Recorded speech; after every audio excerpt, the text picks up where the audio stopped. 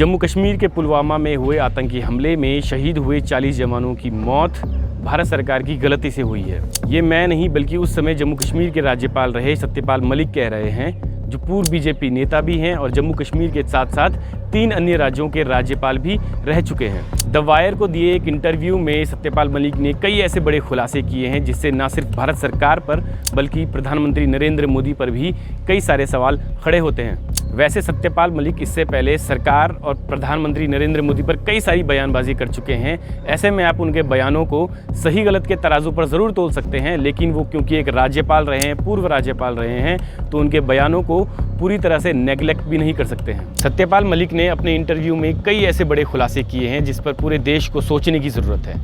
सत्यपाल मलिक ने सबसे बड़ा खुलासा पुलवामा को लेकर किया।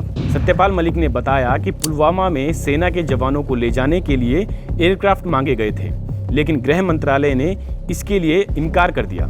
मलिक ने कहा कि सीआरपीएफ ने एयरक्राफ्ट की डिमांड इसीलिए की थी क्योंकि सेना का इतना बड़ा काफिला सड़क से होकर नहीं गुजरता है। इसके अलावा सत्यपाल मलिक ने यह भी कहा कि जिस रास्ते से काफिला जा रहा था उस रास्ते में करीब 10 से 12 लिंक रोड थे, लेकिन किसी भी जगह सिक्योरिटी नहीं थी, जो सुरक्षा में बहुत बड़ी चूक थी।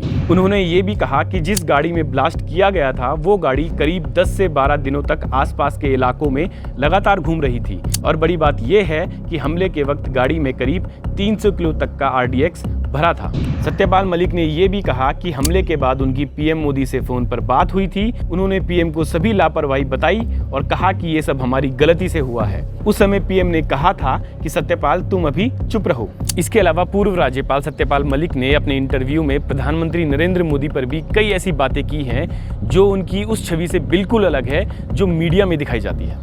मलिक ने कहा कि पीएम को भ्रष्टाचार से कोई खास नफरत नहीं है। उन्होंने बताया कि जब वो गोवा के राज्यपाल थे तो उन्होंने गोवा में हो रहे भ्रष्टाचार को लेकर पीएम से शिकायत की थी, जिसे उन्होंने नकारते हुए टाल दिया था। इसके अलावा पूर्व राज्यपाल ने यह भी कहा कि पीएम मोदी को ज़्यादा जानकारी नहीं रहती है। उन्होंने कहा कि जब जम्मू कश्मीर का राज्यपाल रहते हुए उन्होंने प्रधानमंत्री मोदी से मुलाकात की थी तो उन्हें पता चला कि पीएम को कश्मीर की समस्याओं के बारे में कुछ नहीं पता।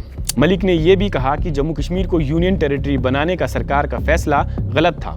उन्होंने कहा कि उनसे हर बार जम्मू कश्मीर के बारे में कहने के लिए मना किया जाता रहा है, और पीएम ने खुद उन्हें फ़ोन कर कहा था कि अगर अब उन्होंने जम्मू कश्मीर पर कुछ कहा तो वो उनसे कभी भी मुलाकात नहीं करेंगे। वहीं सत्यपाल मलिक ने यहाँ तक कहा कि राष्ट्रपति से मिलने के लिए भी पीएमओ से क्लियरेंस आता है, मतलब बिना पीएमओ की मंजूरी के कोई राष्ट्रपति से नहीं मिल सकता है। सत्यपाल मलिक के इस इंटरव्यू के बाद जाहिर है कि विपक्ष अब सरकार पर हमलावर हो गया है, और सरकार के भी कई मंत्री और प्रवक्ता अपनी सरकार के और प्रधानमंत्री नरेंद्र मोदी के बचाव में उतर आए हैं। और राजनेताओं के ऐसे बड़े इंटरव्यू आते रहते हैं जो कई बड़े खुलासे करते हैं, जिससे ये साफ हो जाता है कि हमारे देश की राजनीति वैसी नहीं है जैसे कि मीडिया में दिखाई जाती है। और सिर्फ राजनीति ही नहीं, हमारे देश के राजनेता भी वैसे नहीं है जैसे मीडिया में दिखाई जाते हैं, और मेरा मतलब प्रधानमंत्री नरेंद्र मोदी से। मेरा नाम विकेश है। इस खबर पर अपनी राय ज़रूर दीजिएगा और हमारे चैनल को सब्सक्राइब और फॉलो ज़रूर कीजिएगा।